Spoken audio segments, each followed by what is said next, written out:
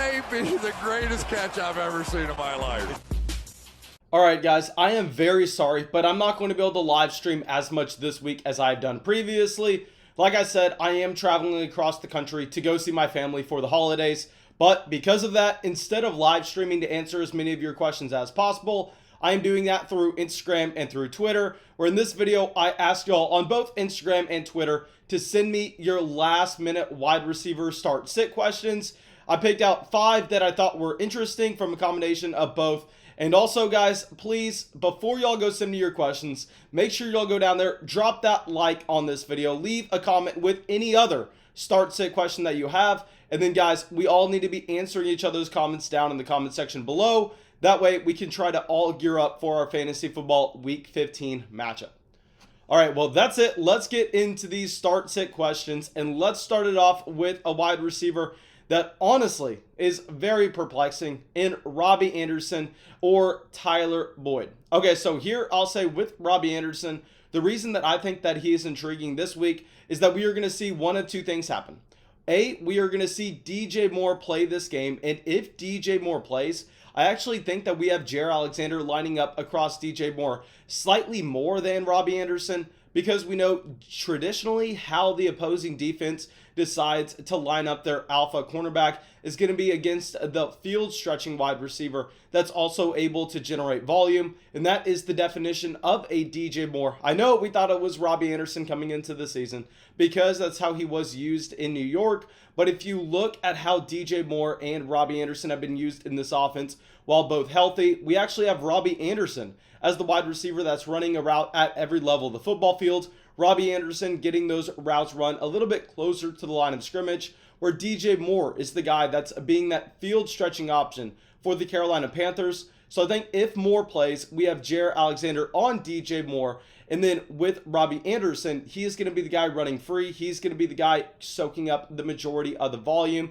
Whereas on the other hand, if DJ Moore somehow misses this week, we are going to have Robbie Anderson going up against Jaire Alexander. But here, we're going to have no DJ Moore, no Christian McCaffrey. So what that is going to mean is that it's going to mean a ridiculous amount of volume for Robbie Anderson.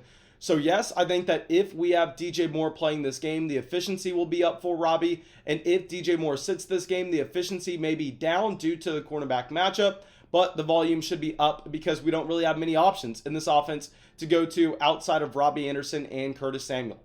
And now, on the other hand, with a Tyler Boyd, Tyler Boyd, to be completely honest, is a wide receiver that I have no interest in playing. Very similar to what I said with T. Higgins in the video that came out earlier today. Tyler Boyd has a very tough matchup against the Pittsburgh Steelers. And on top of that, we know that Tyler Boyd is suffering from some of the worst quarterback play in the entire NFL in Brandon Allen. So really, there's no incentive to play Tyler Boyd regardless of the scenario. So I'm going to say with this question, I don't care if DJ Moore is playing. I don't care if DJ Moore is out this game. Regardless, we are going to be going with Robbie Anderson. He's been the safer wide receiver all season. He has the better quarterback. He has what is perceived to be the better matchup. So yeah, we are going to be going with Robbie Anderson over Tyler Boyd. Okay, so now our next question is staying in that same offense. This is going to be a DJ Moore if he plays or Robert Woods.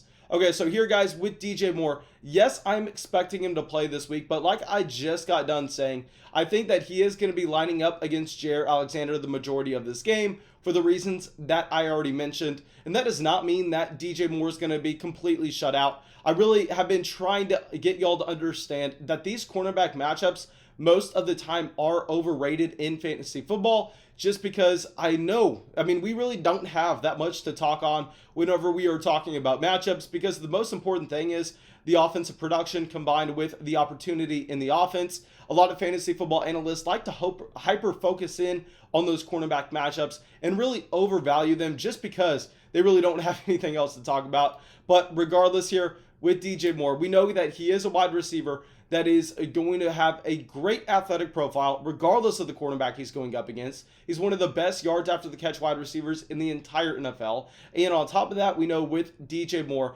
that yes, even if he goes up against Jair Alexander, he's not going to be seeing him on every single drop back, because the way NFL defenses are played as of the year of 2020, it's majority zone. I mean, they are very rarely going out there and having someone shadow a wide receiver every single play, even when it is that top cornerback in the NFL, regardless of who you believe that to be.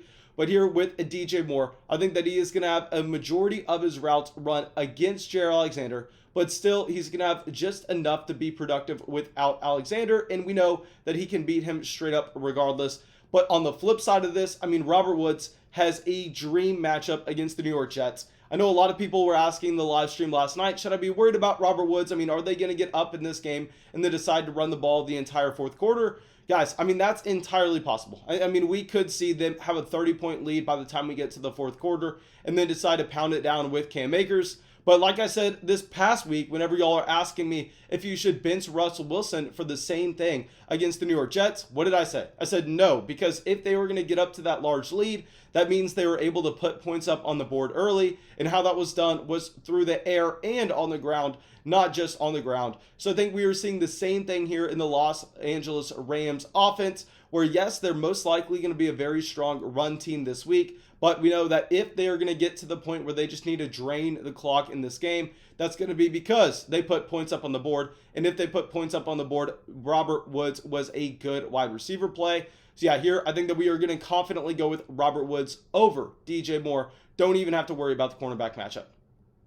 Okay, so now our next question is going to be Calvin Ridley versus Michael Thomas. Okay, here, both of these wide receivers have tough matchups, with Michael Thomas going up against the Kansas City Chiefs and with Calvin Ridley going up against the Tampa Bay Buccaneers. We know these have been two of the premier pass defenses so far in 2020. Yes, the Kansas City Chiefs defense hasn't necessarily looked fantastic in terms of just looking at them and their raw point total at the end of the week, but the majority of that production actually comes on the ground against the Kansas City Chiefs, where they are very good against the wide receivers, and that is because they constructed this team to be built that way. I mean, just think about it. If you have Patrick Mahomes, if you know you're going to be able to put 50 points up on the board every single week, really, it does not matter what your run defense is, because the opposing team is not going to have the luxury to run the ball. And then I think that we see the same thing here in this New Orleans Saints game, where the Kansas City Chiefs are going to be able to put points up on the board, even against a tough defense. I think Michael Thomas and this offense are forced to throw the ball, but I don't necessarily know that if Michael Thomas is going to be able to have that high level of efficiency due to the strength of the Kansas City Chiefs passing defense. Now, on the other side, with Calvin Ridley, we know this is going to be a very similar situation. I mean, the Tampa Bay Buccaneers should be leading this game the majority of the time, and they have a very good pass rush as well, which will limit the ability of Matt Ryan to get the ball to Calvin Ridley. But here I'll say, if we have no Julio Jones playing in this game alongside Calvin Ridley, I mean, he is just going to be getting so much volume, it does not matter. Y'all know a week ago, I said that we had to start Calvin Ridley in every single league without Julio Jones, as he was a top 5 wide receiver. And then he was like the wide receiver 3 overall of the week. I mean, clearly Calvin Ridley is going to be a player having a very high floor and ceiling combination if there's no Julio Jones in that offense, with the amount of volume that he should be able to command. So if there's no Julio Jones, we're going to be going with Calvin Ridley. Whereas on the other hand, if Julio Jones is playing this game, we are going to be going with Michael Thomas, because yes, both of these wide receivers should see low efficiency given the matchup, but I think we're going to go with the wide receiver that should be slated to see more targets, and that would be Michael Thomas if Julio Jones is in the games alongside Calvin Ridley. Okay, guys, I was going to get to 5 questions, but it looks like we are running out of time. So let's do 4. I'm so sorry. Just shoot me that DM on Instagram or Twitter. And anyway, here our last question is going to be Tyler Lockett or Terry McLaurin. And now y'all know Tyler Lockett has been a wide receiver that pretty much this entire season I've been telling y'all to get in your starting lineup each and every week. And over the past month, it has not worked out. I mean, it has been atrocious in terms of the Seattle Seahawks managing to put up so many points up on the board, and Tyler Lockett really not getting a piece of that action.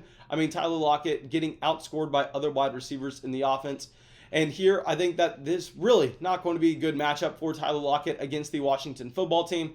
We know the Washington football team has their strength in terms of their rush and pass defense. I mean, that is overall a great unit. So I still think that Russell Wilson should be able to put points up on the board, but I think maybe it's done a little bit more with Russell Wilson using his own legs and then going out there and getting that rushing production in this matchup, because we know that with Chase Young coming in, the pocket will collapse soon. And on top of that, Russell Wilson is going to have to be scrambling out there. And if he's already out of the pocket, we've seen before that Russell Wilson will just tuck the ball and run. And with Tyler Lockett, if he does not have that time to get downfield, I really don't like the matchup. I would prefer a DK Metcalf by far in this game. Now, on the flip side of this, I mean, Terry McLaurin going up against the Seattle Seahawks is in line to have a massive week. I know he's had 2 very disappointing weeks back to back, but this is the one scenario where I think the matchup lines up, the volume does as well, where Terry McLaurin is a bust-proof wide receiver. Now, thank you guys. I really hope y'all enjoyed this video. I really hope y'all got something from it. As always, if y'all did, go down there, drop that like, leave that comment, subscribe to the channel. Really, really helps us out. And yeah, that's all I got. I hope I'll see y'all in a live stream, hopefully on Saturday night or Sunday morning. If not, I hope I'll be getting your DMs on Instagram and Twitter.